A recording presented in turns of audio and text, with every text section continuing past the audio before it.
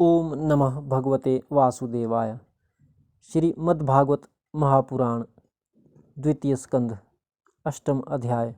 राजा परीक्षित के विविध प्रश्न। राजा परीक्षित ने कहा, भगवान आप वेद वेत्ताओं में श्रेष्ठ हैं। मैं आपसे यह जानना चाहता हूँ कि जब ब्रह्मा जी ने निर्गुण भगवान के गुणों का वर्णन करने के लिए नारद जी को आदेश दिया, तब उन्होंने किन किन को किस रूप में उपदेश किया। एक तो अचिंत्य शक्तियों के आश्रय भगवान की कथाएं ही लोगों का परम मंगल करने वाली हैं। दूसरे देवर्षि नारद का सबको भगवत दर्शन कराने का स्वभाव है। अवश्य ही आप उनकी बातें मुझे सुनाइए।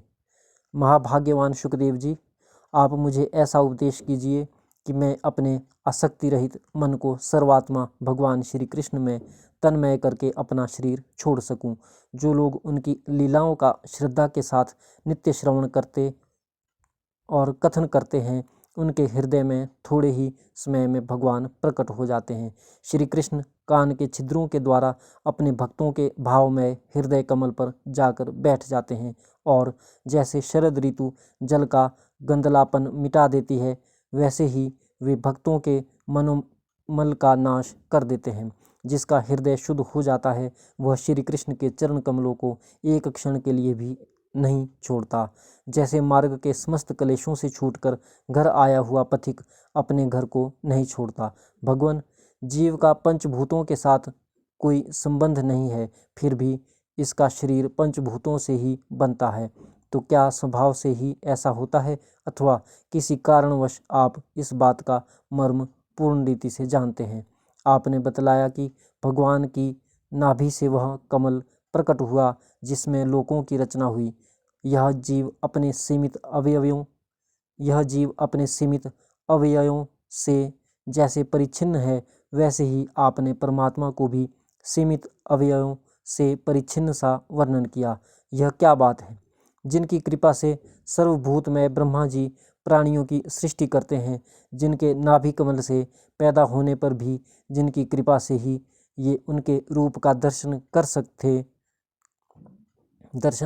सकते थे, वे संसार की स्थिति, उत्पत्ति और प्रलय के हेतु सर्वांतर्यामी और माया के स्वामी परम पुरुष परमात्मा अपनी माया का त्याग करके किस रूप से शयन करते हैं।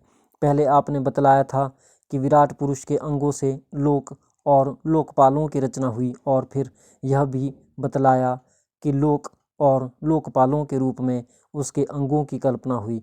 इन दोनों बातों का तात्पर्य क्या है? महाकल्प और उनके अंतर्गत अवान्तर कल्प कितने हैं? भूत, भविष्यत और वर्तमान काल का अनुमान किस प्रकार किया जाता है? क्या स्थूल देहाभिमानी जीवों की आयु भी बंधी हुई है? ब्राह्मण श्रेष्ठ, काल की सूक्ष्म गति, त्रुटि आदि और स्थूल गति, वर्ष आदि किस प्रकार से जानी जाती है? विविध कर्मों से जीवों की कितनी और कैसी गतियां होती है? देव, मनुष्य आदि योनियां सत्व, रज, तम इन तीन गुणों के फल स्वरूप ही प्राप्त होती हैं। उनको चाहने वाले जीवों में से कौन कौन से किस किस योनि को प्राप्त करने के लिए किस किस प्रकार से कौन कौन कर्म स्वीकार करते हैं? पृथ्वी, पाताल, दिशा, आकाश, ग्रह, नक्षत्र, पर्वत, नदी, समुद्र, द्वीप और उनमें रहने वाले जीवों की उत्पत्ति कैसे होती है? ब्रह्मांड का परिमाण भीतर और बाहर दोनों प्रकार से बतलाइए। साथ ही महापुरुषों के चरित्र, वर्णाश्रम के भेद और उनके धर्म का निरूपण कीजिए। युगों के भेद, उनके परिमाण और उनके अलग अलग धर्म तथा भगवान के विभिन्न अवतारों के परम आश्चर्यमय चरित्र भी बतलाइए। मनुष्यों के साधारण और विशेष धर्म कौन कौन से हैं? विभिन्न व्यवसाय वाले लोगों के, राजर्षियों के और विपत्ति में पड़े हुए लोगों के धर्म का भी उपदेश कीजिए। तत्वों की संख्या कितनी है? उनके स्वरूप और लक्षण क्या है?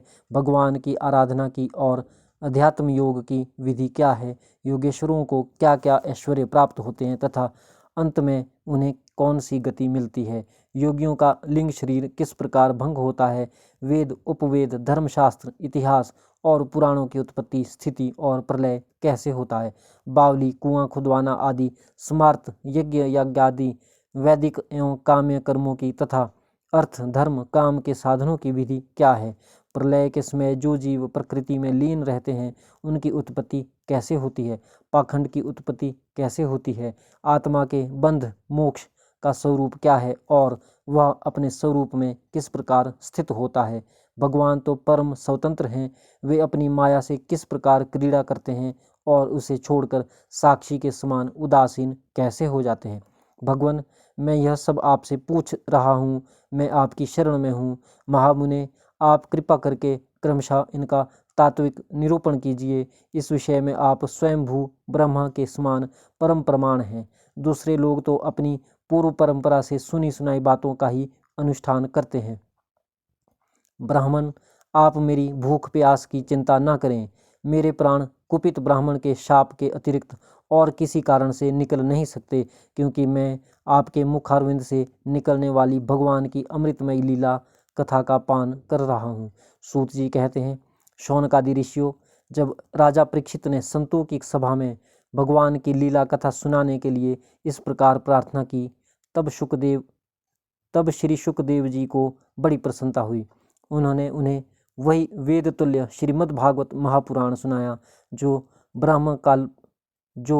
ब्रह्मकल्प के आरंभ में स्वयं भगवान को ब्रह्मा जी को जो ब्रह्मकल्प के आरंभ में स्वयं भगवान ने ब्रह्मा जी को सुनाया था। पांडु वंश शिरोमणि परीक्षित ने उनसे जो जो प्रश्न किए थे वे उन सब का उत्तर क्रमशः देने लगे।